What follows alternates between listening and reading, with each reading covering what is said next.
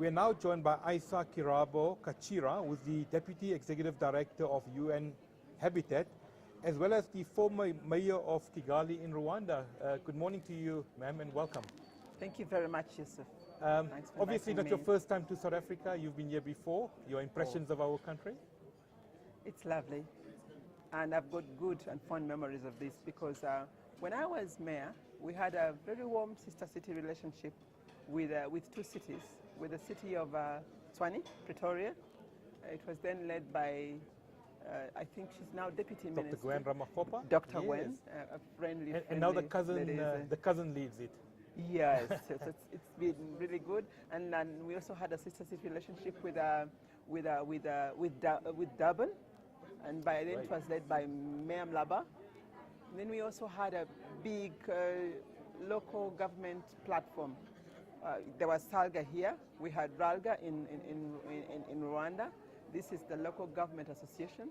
And the chair at the time was Father Mkatwa, yes, and I was the vice. Yes, okay, so interesting. Lots of Metropolis, you've obviously been involved for quite a while. Do you see an organization and a project like this really making a difference? Yes, I do believe it does make a difference. And I want, first of all, to really even appreciate the fact that they have, it's not only the presence of an organization, but the activity and the ability of the organization to bring together people to partner and network.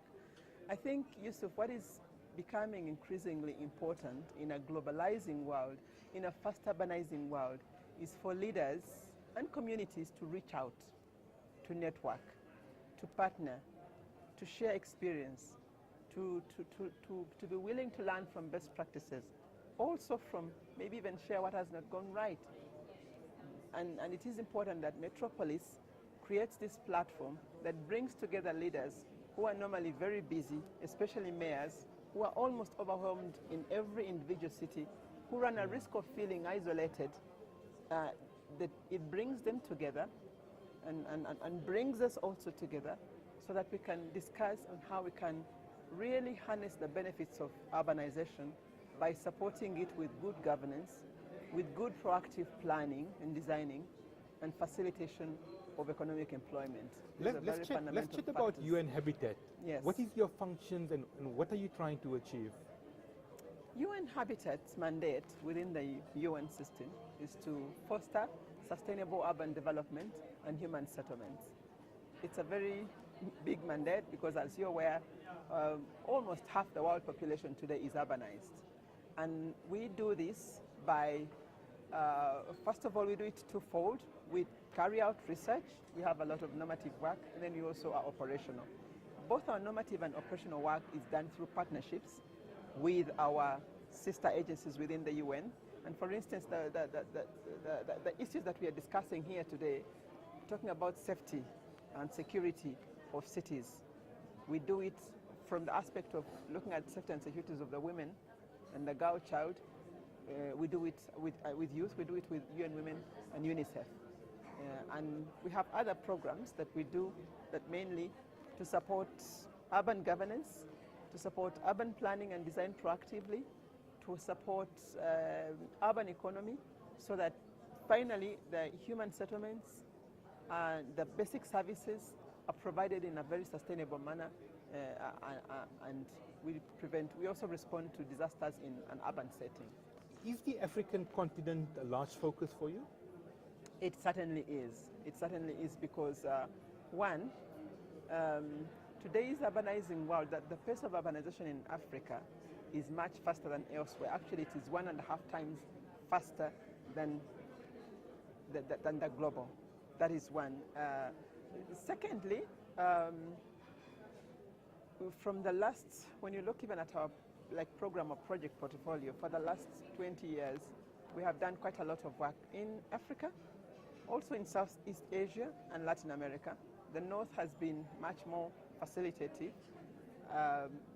We also have some operations in Eastern Europe, but we do realize that there's a lot of potential. As development goes on, there's a lot that much of this development is taking place in cities or in towns.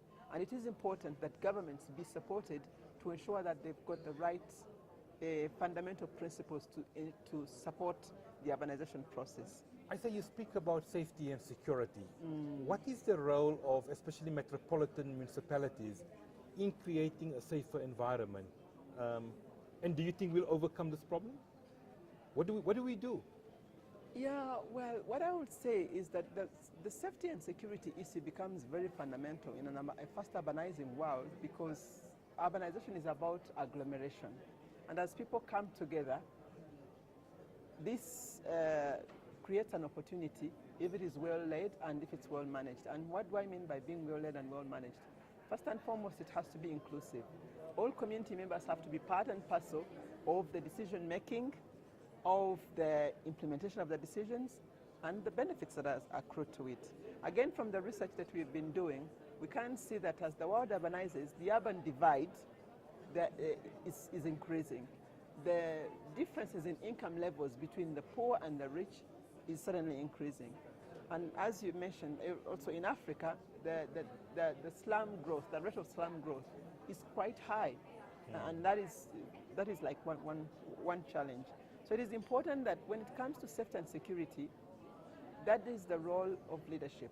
And that is the role of the mayor and government to mobilize all members of a town or a city to be part and parcel of this. And how do we do that? And what do we do? Well, I think the first thing to do is to create a platform or to create a mechanism of dialogue and coordination. Because every process of development begins off with discussing, planning, and implementation.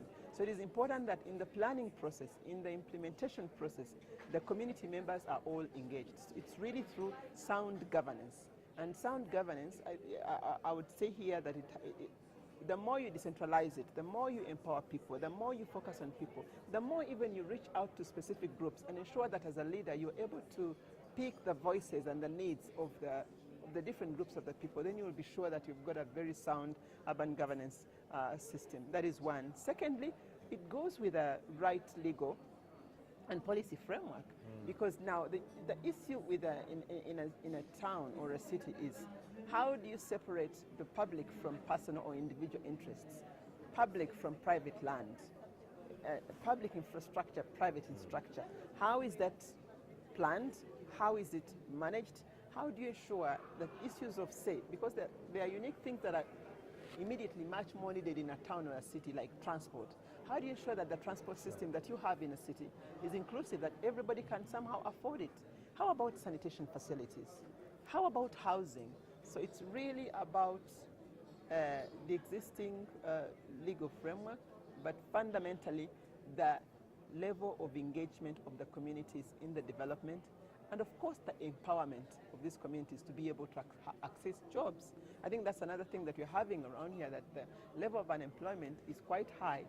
And we will talk about governance, but certainly it has to be linked to economic transformation. If you have one message for the mayors who are here today, what will that message be? If I had one message, it would be that the primary role of the mayor is to facilitate people-centered economic transformation of the city that they need. And people, much as they may look vulnerable today, the moment you set on empowering them, educating them, supporting them to have the basic services right to, then you will unleash a lot of potential, and that will be opportunities. You were mayor of Kigali in Rwanda from 2006 to 2011. What were some of the lessons that you learned, obviously during a very difficult period in the history of Rwanda? Some of the key lessons that you learned? Sure, I think one is what I've mentioned is that there's a lot of power, there is a lot of potential, there is a lot of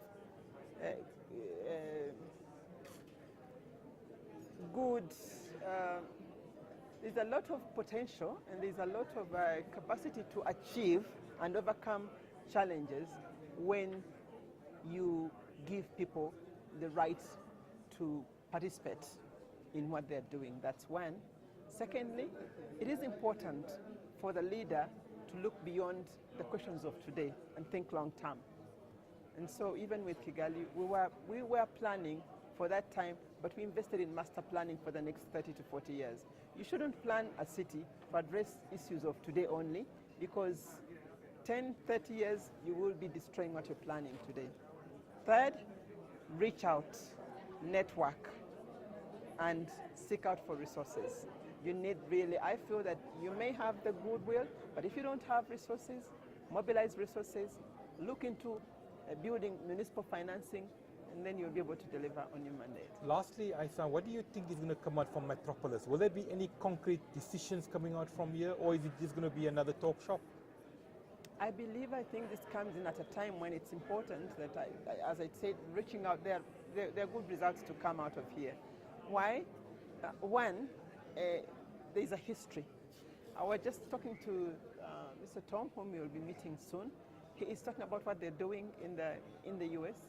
The whole world is realizing that urbanization is something that is bringing on opportunities and challenges not only for the South, but for the North and South. It's global. Now, the world today is discussing where leadership should focus post-2015, beyond the Millennium Development Goals of 2015. What is happening? This is the timing.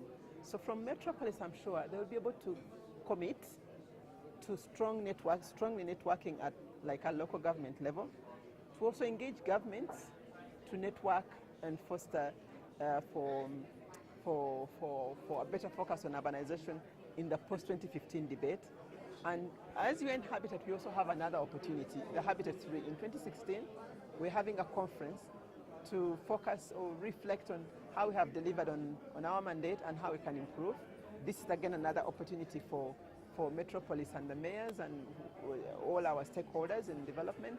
And the consultations are taking place in the next 2 to 3 months at the country level and at subnational level, including cities.